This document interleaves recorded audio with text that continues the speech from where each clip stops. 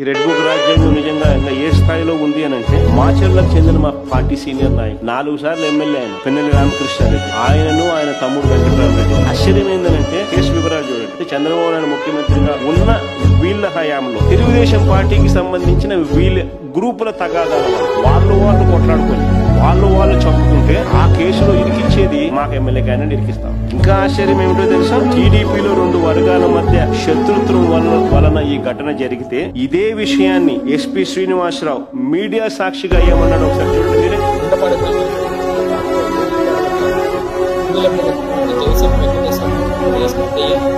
మరియు జగసేన కోటేశ్వరరావు బ్లాక్ స్కార్పియోలో ఉండడం జరిగింది.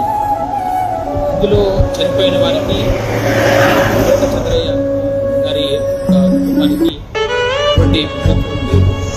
మరియు ఇందులో కూడా టీడీపీ పార్టీకి చెందిన వారు. దీని గల కారణాలు మరియు ఉద్దికలు పట్టుకోవడానికి జరిగింది. అందరం కూడా ఈ విషయంలో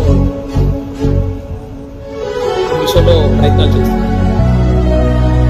చనిపోయిన వారిద్దరూ టీడీపీ వర్గీయులే.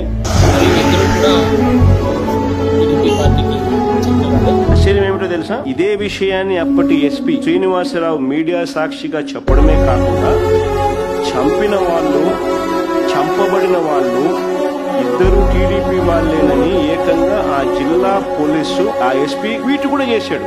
దాని ట్వీటే కాదు, ఇంకా ఆశ్చర్యం, మరుసటి రోజు ఈనాడు పేపర్లో కూడా అదే రాశాడు. ఆధిపత్య పోరులో 2 టీడీపీ నేతలు దారుణ హత్య, పల్నాడు జిల్లాలో ఘటన, మాటేసి కారుతో దాడి.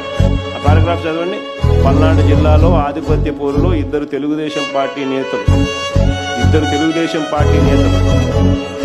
బలయ్యారు.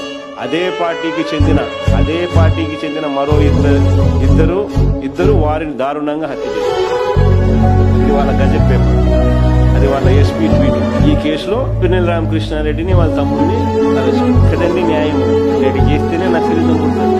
ఎక్కడైనా న్యాయం ఉందా, ధర్మం ఉందా, ఏమైనా ఉందా? అసలు ట్విస్ట్ చేసి తప్పుడు కేసులు పెట్టి పిల్లల్ని ఇరికించి ఇబ్బంది పెడతా ఉన్నారు. 54 రోజులు జైల్లో పెట్టారంట ఇదే పిన్నెల్లి రామకృష్ణారెడ్డి. చంద్రబాబు నాయుడు గారు ముఖ్యమంత్రి అయిన తర్వాత ఈ 19 నెలల కాలంలో ఏకంగా పిన్నెల్లి రామకృష్ణారెడ్డి మీద పెట్టిన కేసులు ఎన్నో తెలుసా? 16 కేసులు పెట్టి. ఏముందండి ఇది?